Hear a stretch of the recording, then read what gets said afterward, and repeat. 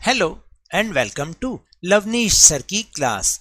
This is Directorate of Education GNCT of Delhi's worksheet number 19, and it is only for class 8 students. It has taken from the subject science. We will learn and understand the topic metals and non-metals comparison in this worksheet. तो आज हम इस worksheet में metals and non metals के बीच comparison करेंगे और वो हमने लास्ट वर्कशीट्स में सीखा भी है, तो आज हम उसकी रिवीजन भी करेंगे. So now let's start and understand with me. We have learn so many things about metals and non metals, यानी कि हमने मेटल्स एंड नॉन मेटल्स के बारे में अभी तक बहुत सारी चीज़ों को सीख लिया है. Today we will do the revision by comparing the physical properties of metals and non-metals. तो आज हम रिवीजन करेंगे किस बात की कि मेटल्स और नॉन मेटल्स की जो फिजिकल प्रॉपर्टीज़ हैं उनमें क्या कंपैरिजन है, दोनों में क्या डिफरेंस है, उसके बारे में आज हम डिस्कशन करेंगे. So let's find what are the difference between metals and non metals on the basis of physical properties. First difference is basis on the appearance.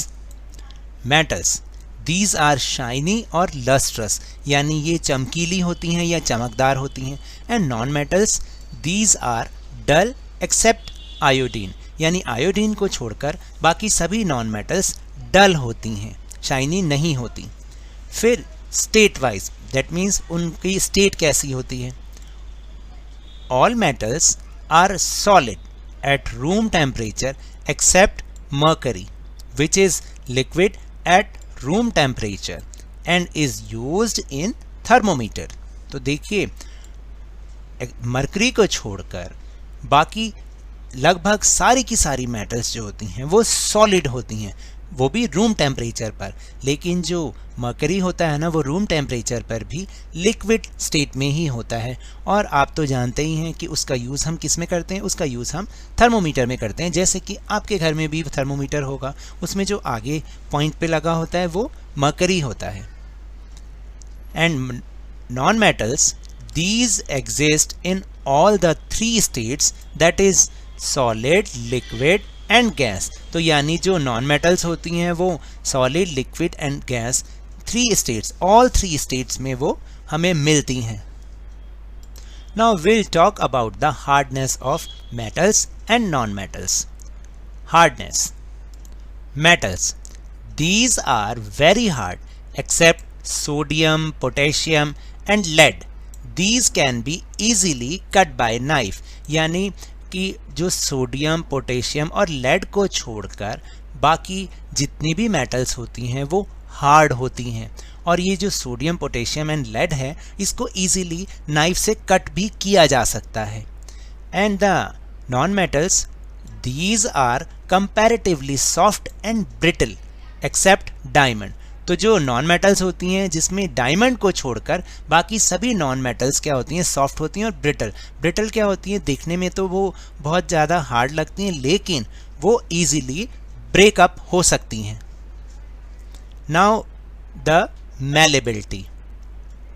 Non-metals, generally all metals are malleable. Malleable means can be beaten into thin sheets, यानी उसको पीट कर उसको sheets में हम convert कर सकते हैं. जैसे कि आपने एल्यूमिनियम देखा है ना, एल्यूमिनियम फॉइल होता है जिसमें हम फूड रैप करते हैं और बहुत सारे स्टूडेंट्स के घर में ऐसा होता भी होगा. तो वो है तो मेटल, लेकिन हम उसको इजीली कैसे उसको फोल्ड कर रहे हैं, उसको ब्रेक भी कर रहे हैं. तो इसका मतलब ये है कि उसको हम शीट्स में कन्वर्ट, बिल्कुल थिन शीट्स में कन्वर्ट कर सकते हैं. तो इसको हम मैलेबिलिटी कहते हैं. And about non metals, these are brittle therefore non malleable. तो ये ब्रिटल होती हैं मतलब इजीली ब्रेकअप हो जाती हैं, इसलिए नॉन मैलेबल होती हैं. तो non malleable means break down into pieces when beaten, यानी जब उनको उन पे चोट की जाती है तो वो इजीली ब्रेक डाउन हो जाती हैं, तो वो मैलेबल नहीं होती. तो all non metals are brittle because they are non malleable. Now we'll discuss ductility of metals and non-metals. Generally, all metals are ductile. Ductile means can be drawn into wires, यानी उनको wires में change किया जा सकता है, खींच खींच के उनको वायर्स में चेंज किया जा सकता है, जैसे copper wire, iron wire, aluminium wire. And about non metals, these are non ductile, these are brittle, क्योंकि ये डक्टाइल नहीं होती, अगर आप इनको खींचेंगे भी तो ये इजीली ब्रेकअप हो जाएंगी. तो next difference is conductivity. Conductivity, metals are good conductors of heat and electricity, क्योंकि आपने देखा होगा जो इलेक्ट्रिक करंट होता है वो मेटल्स में से ईजिली पास थ्रू हो जाता है. इसी तरह से हीट भी मेटल्स में पास थ्रू हो जाती है. लेकिन जो नॉन मेटल्स होती हैं, दीज आर पुअर कंडक्टर्स और insulators of heat and electricity, यानी जो नॉन मेटल्स होती हैं उनके अंदर जो इलेक्ट्रिक करंट होता है वो पास थ्रू नहीं होता है. Next is sonorous. Sonorous means the जो मेटल्स होती हैं, these are sonorous, that means produce ringing sound due to which bells are made up of metals. और देखिए क्योंकि ये सोनोरस होती हैं, इनके अंदर साउंड होती है, रिंगिंग साउंड होती है, जिसके कारण से जितनी भी बेल्स होती हैं वो मेटल्स की ही बनाई जाती हैं. But non metals, these are not sonorous, यानी वो साउंड प्रोड्यूस नहीं करती हैं. एग्जाम्पल ऑफ मेटल्स जो कि हम अपने अराउंड देखते ही रहते हैं, iron, gold, copper, aluminium, magnesium, silver, sodium, calcium, etc. And the examples of non-metals are carbon, oxygen, nitrogen, chlorine, sulfur, iodine, etc. So these are the topics of this worksheet. Now we'll move on our question answer section to check yourself कि हमने कितना सीखा.